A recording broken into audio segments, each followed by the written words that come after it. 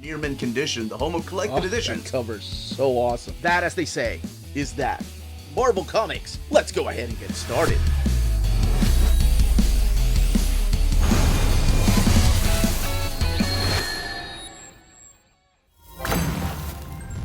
Welcome back, Minties, to Near Mint Condition, a channel where you can be part of a positive, honest community and lay claim to some comic book knowledge.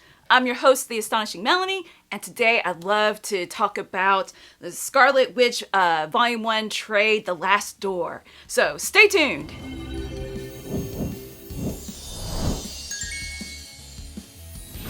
Thank you to David Gabriel and the fine folks at Marvel for sending us this review copy. This is a restock trade paperback, so it's currently on the market to buy. This Volume 1 collects the first 5 issues of Scarlet Witch 2023 and the Scarlet Witch 2023 Annual by Steve Orlando, Sara Pichelli, Russell Dauterman, Carlos Nieto, Elisabetta D'Amico, Matthew Wilson, and Triona Farrell. Apologies if I mispronounce names.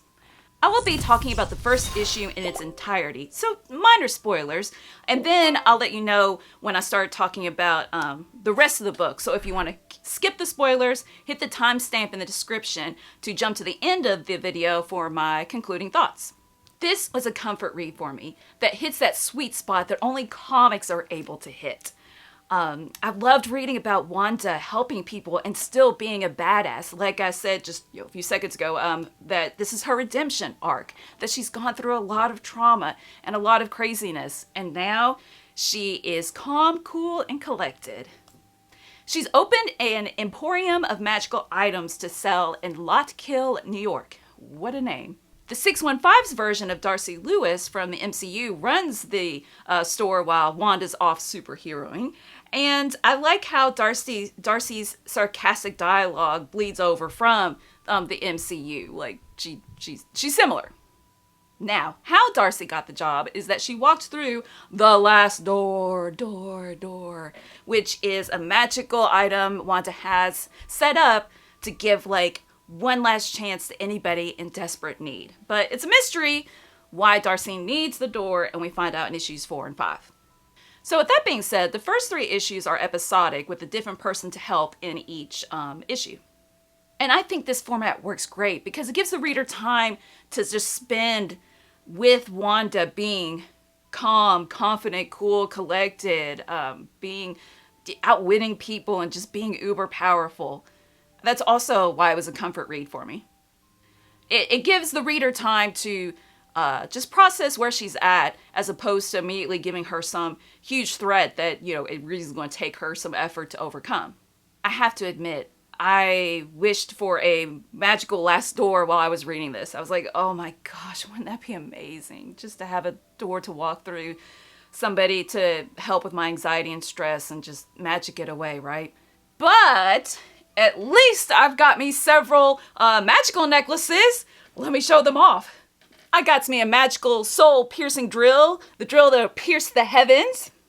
And I've got the one ring to roll them all, so that's pretty helpful. You can turn into a magical girl with this bad boy. I got me some chocobo feathers. And last but definitely not least, I got me an Egg of the King, a behelit, as my good buddy Betchy. Thank you for indulging me and letting me show off my magical necklace collection. But in all seriousness, I really appreciate this story for the fact that it reminded me of something I learned a long time ago, that instead of wishing for somebody to save me, like through a magical last door, that I could be a last door for somebody else. I could help them, and in the process, lifting my spirits as well. I think that's just a great message that really rings true throughout this book. That I am the master of my story, that I can turn my horrible experiences into something good that would benefit somebody else. Just, the fact that I know what you're going through, and what I've learned from it, I could share with other people. So let's open up the book and take a look inside. Here's the story. In the first issue, Quicksilver makes a quick appearance before a woman named Jarnette walks through the last door. After accepting Wanda's offer of tea, she explains that the corruptor has brainwashed and taken over her hometown, and everyone is brainwashed except her. Wanda determines that it's the pendant, the stone pendant that Jarnette was wearing around her neck. Hey, maybe I can add that to my collection of necklaces one day. That's it for issue 1, so spoiler alert time. Please hit the timestamp in the description to skip to my final thoughts if you would like to skip spoilers for the rest of the book. In issue 2, we learn that Vivian is being haunted by the daughter of Nightmare, the Dream Queen, who loves feasting on misery. She thinks she has found an unending feast in Vivian's dreams, but it's actually killing Vivian. It's not going to, last her forever. And I love, here she is, Dream Queen, and I love how Orlando has the characters use elevated language. Like, our hero addresses her adversary as Leech Empress of Live World and Devourer of Human Misery. Is it Live World or Live World? Well, regardless, it sounds cool. Of course, Dream Queen plays mind games with Scarlet Witch as well, but she outwits and outpowers her and gives her a how do you say that? Sarmal? It's, let's see. This thing. It's a Romanian term for food that is rolled up, and that's created from the pain she experienced losing her sons. So that's cool that Orlando included that bit of her ethnicity in her story. And I love so many character designs in this book. Vivian's punk aesthetic is cute and somehow innocent, and Dream Queen's colors and her sharp skeletal lines, her sharp skeletal structure, it fits her personality nicely. And even Darcy has, interesting, laid-back look. One of the best character designs ever, that of Storm, shows up halfway through the issue. Like, seriously, I can't think of a design for Storm that I've disliked. She's always amazing. So, the story mentioned on the contents page, titled An Unlikely Forecast, is by Stephanie Williams, Chris Allen, and Dee Cunniffe, serves as a quick B story for the issue. The transition was a bit odd because the previous page took a step away from the Vivian story, but hinting at what Darcy is running away from. So that already took me out of the story, and then I turned the page and had to start a new story in the same issue. I was like, what's going on? I mean, it's not that big a deal. It's just for a second, I was confused. Storm comes to tell Wanda in person that Magneto died, and she asks her to help her get some magical ingredients. Wanda asks Storm. I love anything with Storm in it, and it's fun to see both of them be badasses. Wanda encourages Storm to embrace her sorceress side. They have a cup of tea together, and then the story ends abruptly, just a little. I mean, what they're saying is hopeful and it's uplifting things, so yes, that's a good place to end. I just want another panel to really solidify the ending.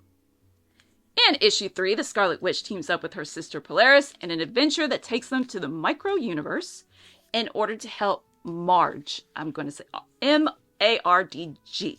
I mean J. I always get my G's and J's confused. Let me know in the comments if you do too. Okay, she's a warrior who didn't give up hope for her people.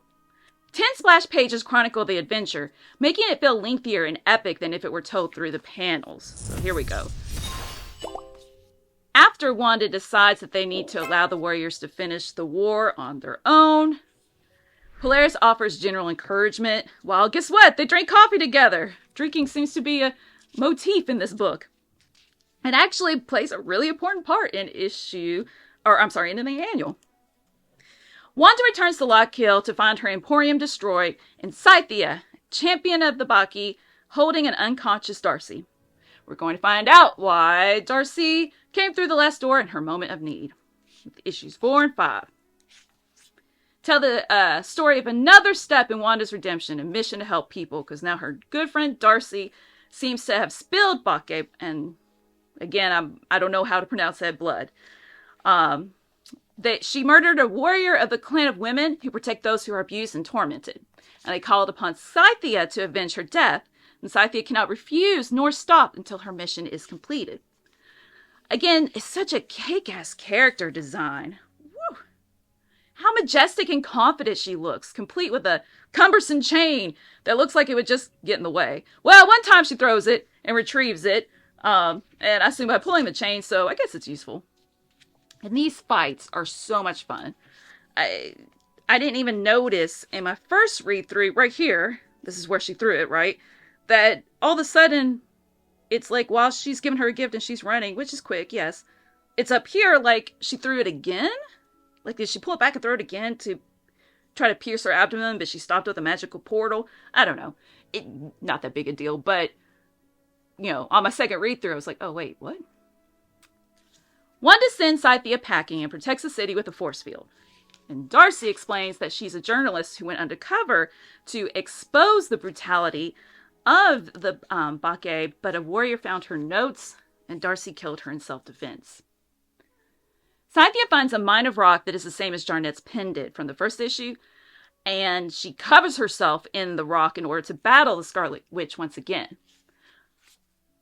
And this is where Dauterman comes in. It's a cool battle with cool lines of dialogue and cool poses ensue. And look at this paneling. That is awesome. It's a pretty fight. Wanda shows mercy and allows Scythia to leave in a way that both respects her and challenges her to change. It's like, that's good writing. Look at that face. She's like, still got 2 weapons, hold up her fist. She's like, yeah, whatever. Hands of a sorceress. I've got this rock. And she's like, no, I've been trained by the Avengers. She's like, not our best. So, yeah, fight ends, and we get the panel that's at the beginning, juxtaposed with these guys being skewered by their beer cans turning into shuriken by someone who seems to be Magneto. Dun dun dun. The annual issue sets up the Contest of Chaos event. A de-aged Agatha Harkness pays Wanda a visit in order to warn her about the dangers of keeping Chthon, a demon that used to control her, imprisoned all on her own. While Wanda's doing her thing and drinking tea with somebody, Harkness slipped some brood eggs into her drink to show Wanda that she shouldn't do everything on her own. However, her teacher's real motive was to push her into a more intense showdown and therefore make her forget all about those eggs that she easily overcame because she's going through all this more difficult stuff fighting. Being like, no, look at how powerful I am. I can definitely take care of Chthon. So unbeknownst to her, Harkness actually hid a part of herself in one of the eggs so that she could confront and steal Chthon's heart in order to start the event, Contest of Chaos. I love how with this paneling, we go down to her eyes and then go down into her body, soul, magic area, and then we got this violence. My final thoughts. Orlando and the artist did a fantastic job of setting a nice pace for the fights and the dialogue. Like, the action is fast, but slows down for emphasis in just the right spots. And just to let you know, my husband Omar said that this was one of his favorite reads of last year, so he really likes it too. I like all the artists. Pichelli on the first 4 issues with the awesome facial expressions, and Dauterman on issue 5 with his creative paneling choices and their eyes and the layout of the fighting. Farrell bringing the energy in every panel in the annual. It's all good. I talked about the character designs in the spoilers section of the book, but I say my thoughts on Wanda's design for last. I absolutely love the mystical fog, mist things that flows from her hair. I love her hair just in general. I love her red color palette along with her staple crown, and staple is in you have to have the crown, not staplers, not a grabadora.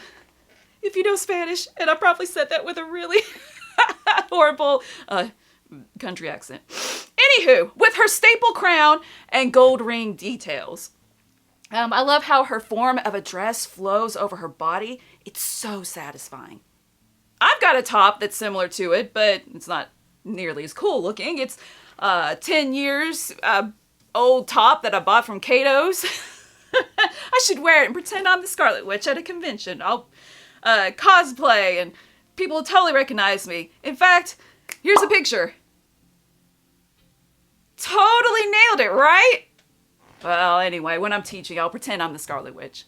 Oh, who am I kidding? I'm too busy and stressed out to have time to pretend.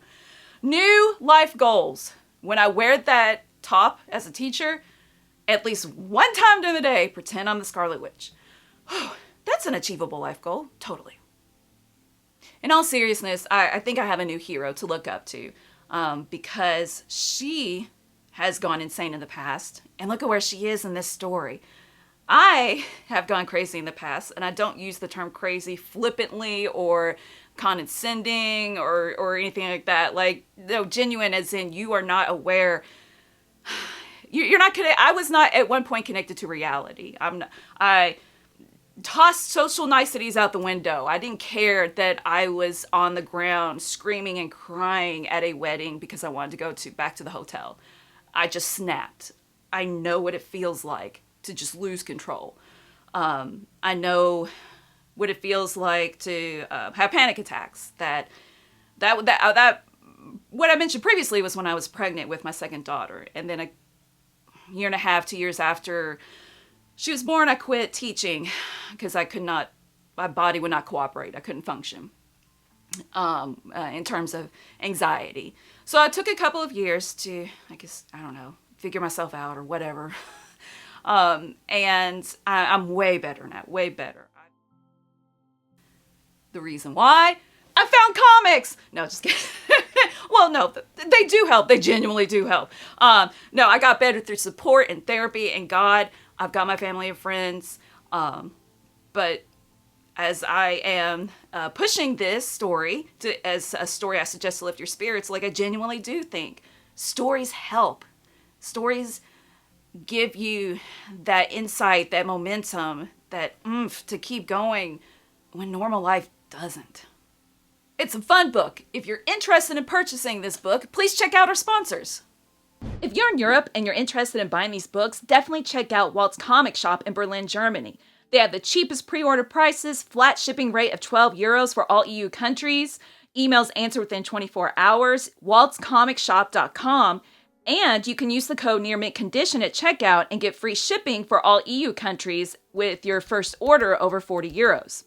That's Walt's Comic Shop, your reliable source for omnis and premium collected editions in Europe. Ding! CheapGraphicNovels.com, your online home for graphic novels and collected editions up to 50% off cover price. They have excellent shipping and prompt and helpful service. Check out their bargain deals for up to 90% off cover price. And don't forget, the CGN also takes pre-orders. That way you don't miss out on the hottest releases. And they are currently running a special promotion for you Minties. If you're a first-time customer, after receiving your order confirmation email, reply back to that email and let them know Near Mint Condition sent you their way. They will then apply a free shipping promotional credit to your next order in the US. Cheap Graphic Novels, your source for the hottest books with the kind of deep discount, quality shipping, and customer service that will keep you coming back for more. Scarlet Witch is in a better place. She's powerful and helping people. And it's a fun story. That's why I recommend this book. It's got all the stuff that I want from comics in it. Violence, beautiful art, great storytelling that inspires. I led with violence in that list, didn't I? Let us know in the comments if you plan to pick this up or if you did in the past. This is a restock. And, let us know which hero you look up to the most, or if you've recently found a new hero to look up to. Thank you guys so much for watching. I hope this helps. And as always, stay minty!